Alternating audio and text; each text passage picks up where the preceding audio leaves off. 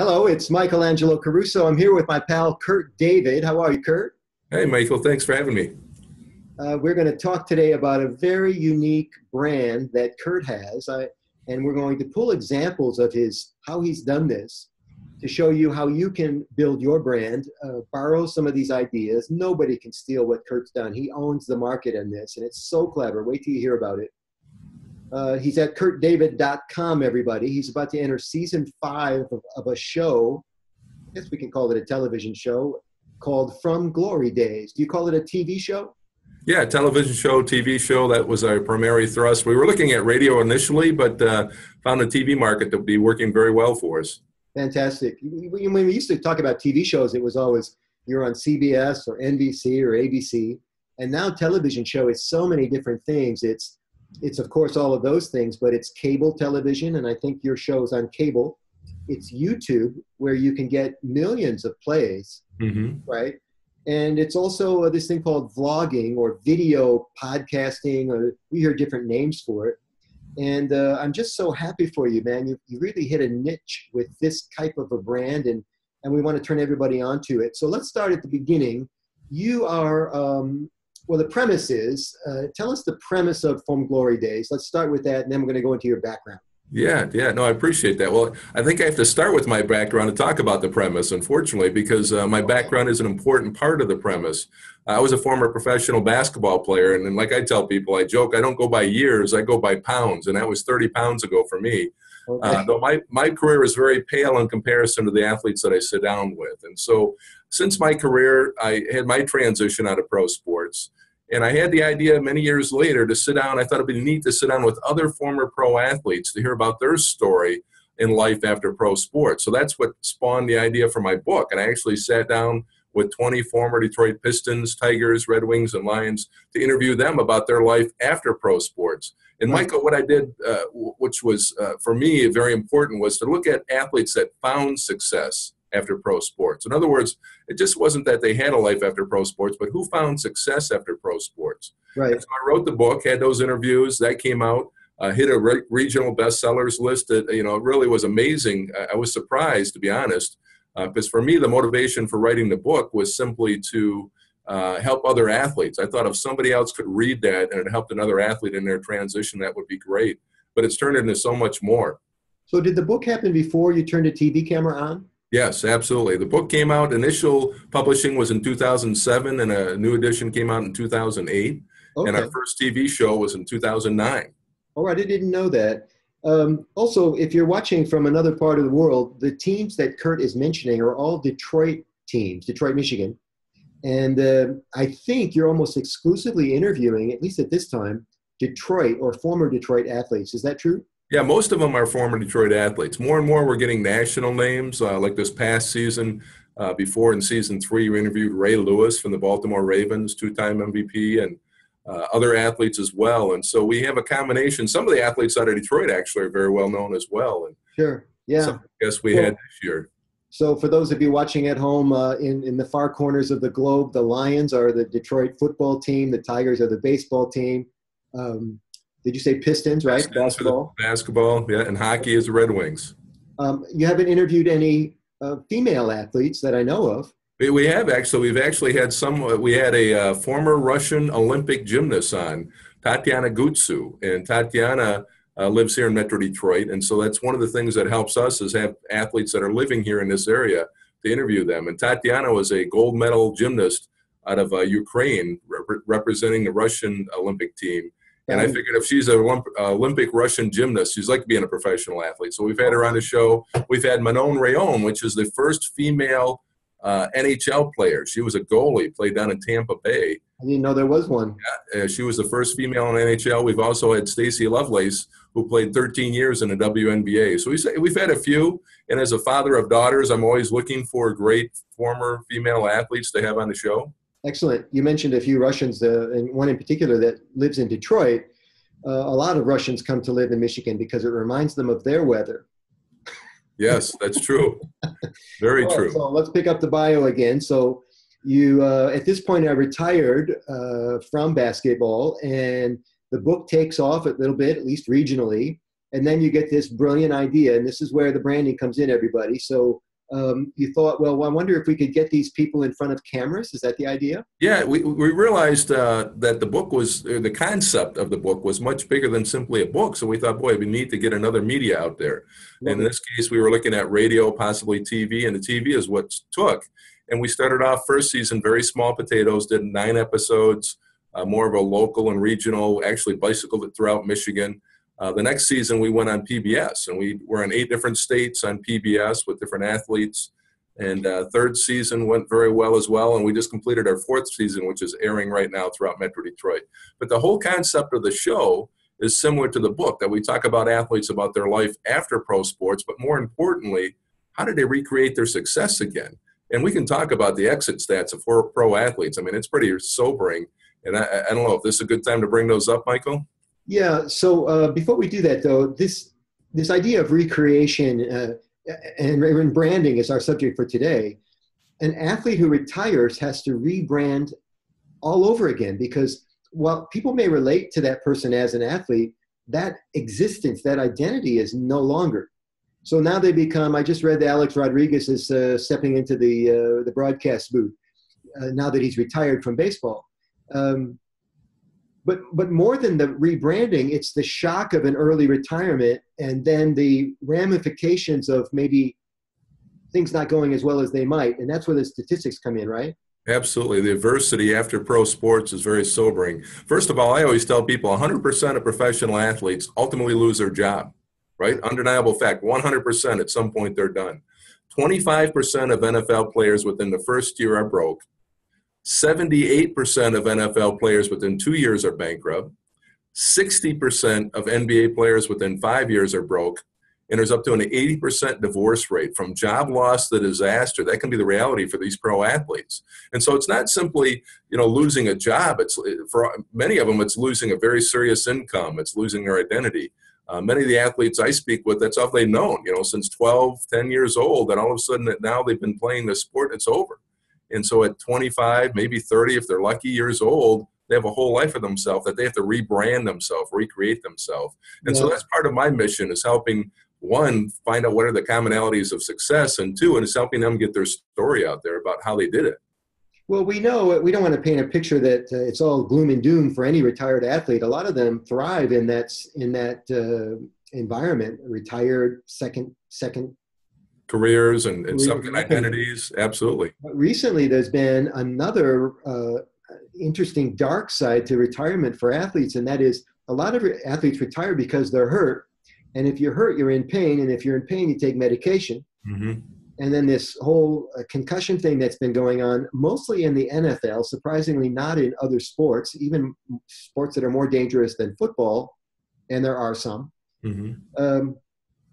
And so what happens when you're taking medication and your mood gets altered and you're living with people? And it's a very interesting scenario. And I think it's a scenario I don't know that it's kept from the public, but you're doing everybody a service, including the athletes you're interviewing, by giving them a chance to talk a little bit about it.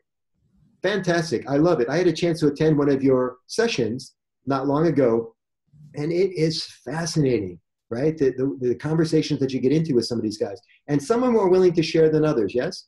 Yeah, absolutely. I'll give you a great example. We had Darren McCarty on the show from the Detroit Red Wings. 4 Stanley Cup championships the guy has won. I mean, he's won 4 Stanley Cup championships. Hockey player would be happy to win one of those, right? He's won 4. Wow. But his transition was very painful and also very public. Bankruptcy, addictions, gambling. He had very serious issues following his pro sports career. The great news is, and this is why we want to get that story out, is he realized his problems. He got help. He's been 2 years sober, talking about his resurrection and how he's doing it and what he's doing now. And so this is part of the great part of what I get to do. I get to sit down with these Hall of Fame, all-star, and world champion athletes, and I just talk about the glory days. We can talk about that, but more importantly, boy, you went through this transition, and some of them it's horrific. But how did you recreate yourself, and what did you do to get that rebranding, as you call it? I love it.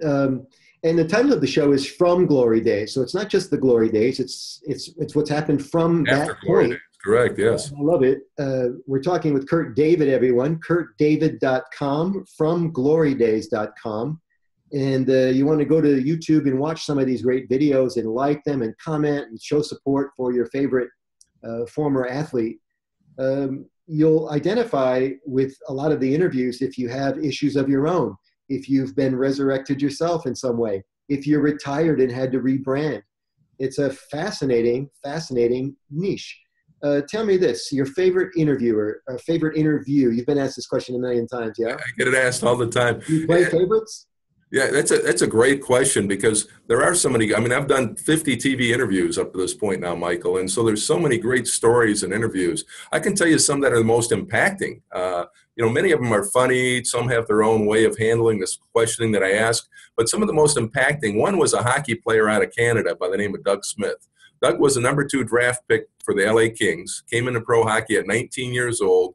He jokes about how he was 19 years old, had money in his pocket, living in LA on a beach with his Porsche, and just living the life, right?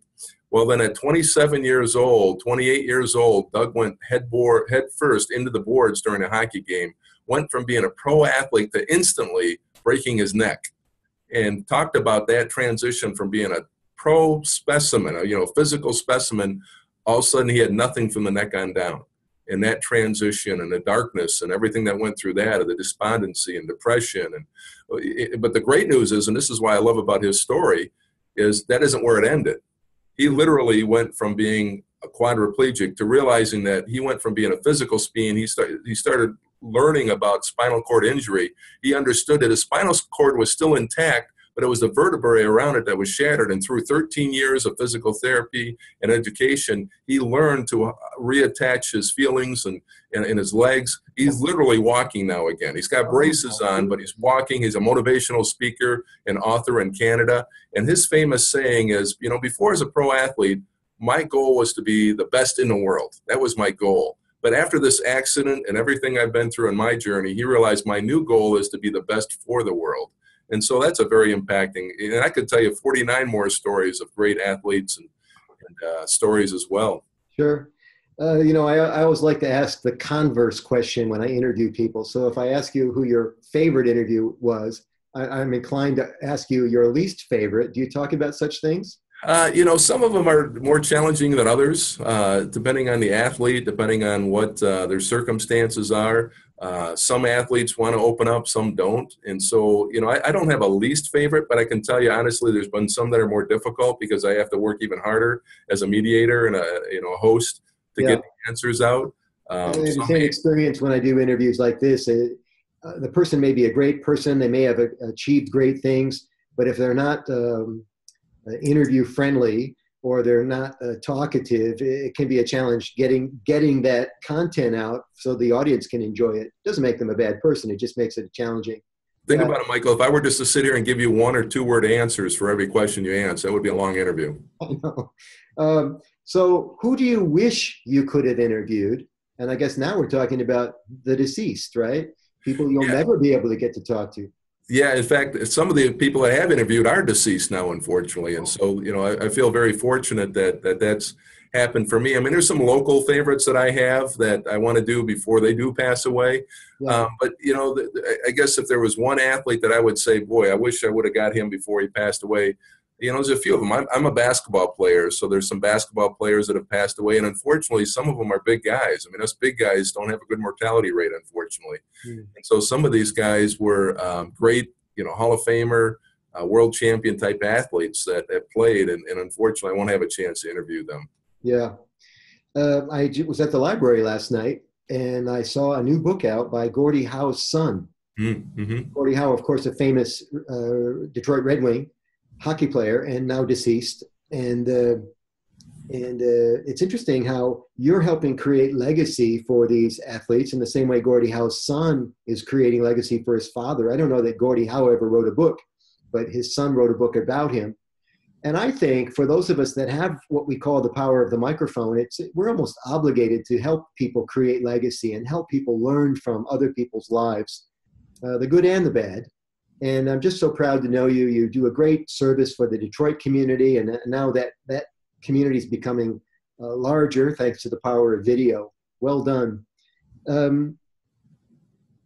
wanted to ask about athletes, and I struggle with this myself sometimes. There are people that don't have sometimes the best reputation, or maybe they got in trouble for something in the past. How do you square that with your own values when you decide to interview them? Somebody might say, well, Kurt's interviewing that guy and he did this in the past, and therefore I don't like Kurt as much as I used to. Mm-hmm. Do you ever struggle with this? Absolutely. I had an interview in one of the previous seasons with a gentleman that he won a World Series. So very well-known champion. He has a Major League Baseball record that will never be broken. I mean, he has 30 wins as a pitcher, which will never be broken. And for baseball fans, they're probably already figuring out who it is I'm talking about. But, I struggled with whether to interview him or not because he had great success as an athlete. But he made some decisions that were very harmful and hurtful for many people afterwards. Yeah. And my point for interviewing him was to get him back on and have a platform for him to talk about, boy, I love Detroit. I screwed up, but I really love Detroit and appreciate everything that's happened. And so that was my motivation for getting him on, even though I was a little uncertain about the actual content and because of some of the actions in the past.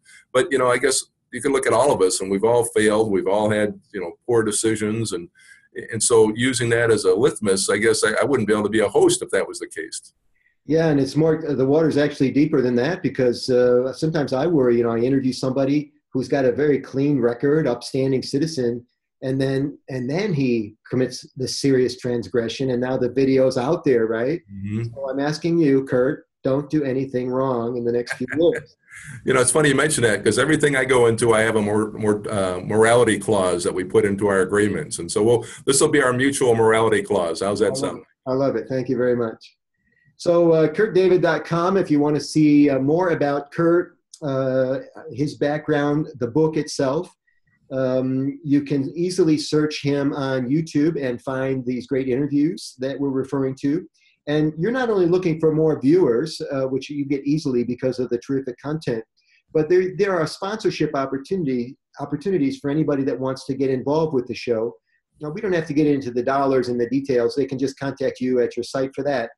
But one of the things I was interesting to me was that if you are a sports fan and you like to be on camera, are you still offering people a chance to record a message to, say, promote their company as part of the sponsorship deal? Yeah, absolutely. Yeah, we want to help create win-win relationships and alliances. And so part of what we want to offer is this alliance with what we do with what the companies are looking to do. And the platform of pro athletes is a great platform. I mean, think about it. The pro sports teams are marketing monsters, right? Their budgets and their names. And so aligning with that helps all of us. Actually, it helps my show. It helps companies that support us and we have alliances with. And so it's a very important part of what we do. We have to pay for our production and airtime. And so that's the way we do it, is create these win-win relationships. I love it. And for those potential sponsors that are not telegenic, I will be happy to be their spokesperson. I will support you until the end of the days, man, because I just really love you. I love your brand. I love what you got going. I appreciate it, Michael. Likewise. Thank you so much for being with me today. KurtDavid.com, everybody, and we'll see all of you on YouTube. Thanks, Michael.